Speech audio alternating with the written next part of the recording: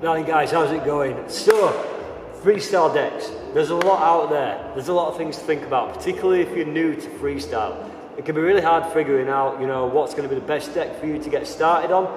Some of this comes down to preference, but you're only going to get that preference once you started riding for a bit. What I thought might be a good idea is to look through some of the key differences between different freestyle boards, because there's quite a lot going on. Generally in street boards, they're all fairly similar until you get into shaped boards, but with freestyle boards there's a ton of variances from the width to length, right down to single kick, double kick, things like concave or anything like that as well. So what we'll do is we'll talk through the main differences. We'll go from kind of like the most simple differences through things that might be a bit more complex, and hopefully by the end you might understand a little more about what sort of deck might work for you. So let's talk width first. Okay, now most freestyle skateboards are a little bit more narrow. They're going to respond a little bit better to your feet this way. They're going to flip a little better. So most freestyle decks you see are going to be anything between 7.25 inches wide, right up to kind of some, I think Waltz do like an 8.6 now, which is pretty hefty.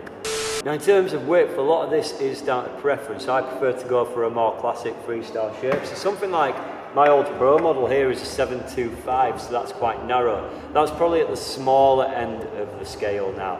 But I certainly find for me that a narrow board is going to be a little bit more responsive. In terms of the setup, I find it a little easier to set up, and it feels a little bit more solid in rail as well because it doesn't sit too tall. But also I think that it flips a little quicker in some instances, so I prefer to go for something a little narrower.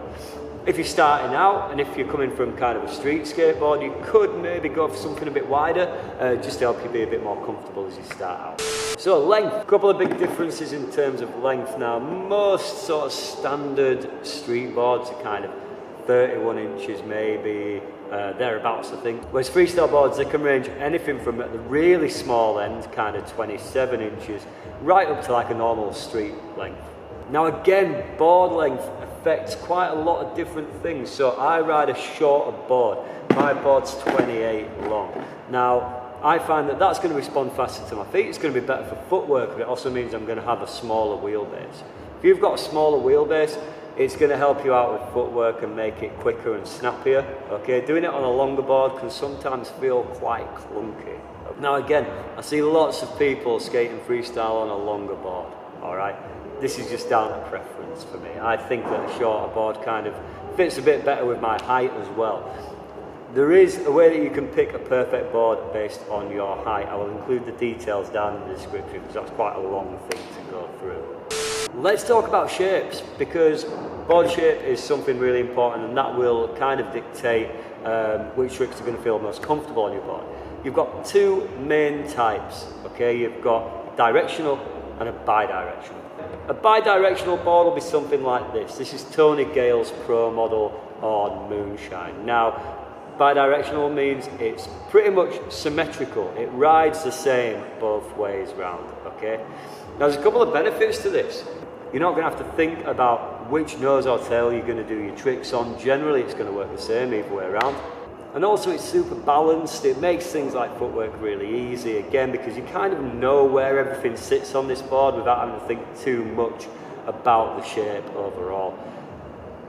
A symmetrical board or a bidirectional board might be good if you're first getting into freestyle, because it requires that little bit less thought about, right, which tail or nose do I need to do this trick off and this trick off. It'll work the same both ways around, which makes it like a really useful tool, and kind of opens up a few more tricks to you, particularly when you're putting lines together as well.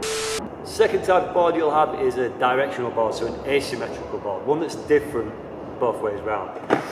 My board is an example. I've got very squared tail and a round nose, okay? So I'm going to have to think a little bit about which tricks I'm doing off either end. If I'm in rail flips aren't going to work off this square tail, so I need to line it up so that I'm flipping off the round nose, okay? Same with certain ollie-based tricks. So ollie-based tricks are going to work better on a rounded nose, okay? However, if I'm going for things like impossibles, I'm going to go off the square tail because that is really nice for impossible tricks. Also very good for your truck stands or 50-50s and your pogos as well. Now both the decks that I've shown you there double kick, so they've both got a nose and a tail slightly elevated, okay? Kick angle can vary depending on which board you get. At the other end of the spectrum, you've got a single kick, like this one. I know it's got no wheels on, I took them off, I keep salvaging parts off these things. So, this is a single kick board, completely flat. Obviously single kick because we've only got one kick tail here. So, a lot of freestylers prefer a double kick because it makes ollie-based tricks a lot easier, it can help with certain aspects of footwork as well. But on the other hand, it can make things like Caspers, pogos and finger flips a little bit more difficult. On your single kick, pogos, Caspers, finger flips and certain wheelies are going to feel a little bit easier. Rail flips might be different as well, they might flip a little slower, maybe come up a little higher too, so that's something to look out for. Now most single kicks as well are flat, right? There's no concave on there. Now zero concave kind of help with things like footwork because you've got less catch on either end of the board, so you're not kind of digging into the rails where that concave comes up, so it can make certain footwork sequences feel a lot smoother. It can also help with Caspers because as you're getting into a Casper, that rail isn't digging into your foot from the concave, it's flat and your foot sits under there really nice. On the other hand, you've got a deck like mine that has a little more concave. I'm hoping you can just about see that.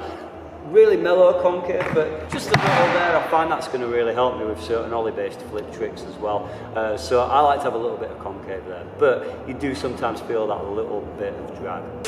So to summarise, if you are a brand new freestyler, my suggestion would be to go for bidirectional double kickboard, something that feels fairly similar both ways round, because that can make the learning process a little bit easier and you're not having to think as much about which end of the board you're going to do certain tricks on. I think if you are looking for width, again that's down to preference, and if you're looking for length, that can be down to preference too. But like I say, I'm going to enclose a guide down in the description which will tell you exactly what length deck you should get for your height. As you're starting to get in freestyle, as you're starting to find what certain tricks work well for you, or you want to settle on certain types of tricks, start to look for something that's asymmetrical, so a directional board, something with a different nose or tail. That means you can really hone in your certain tricks on either end of the board, and each end is designed to do a certain thing. Thanks for tuning in. I hope you found this guide useful. There's quite a lot of differences and a lot of these are down to preference, so the more you skate, the more you'll figure it out.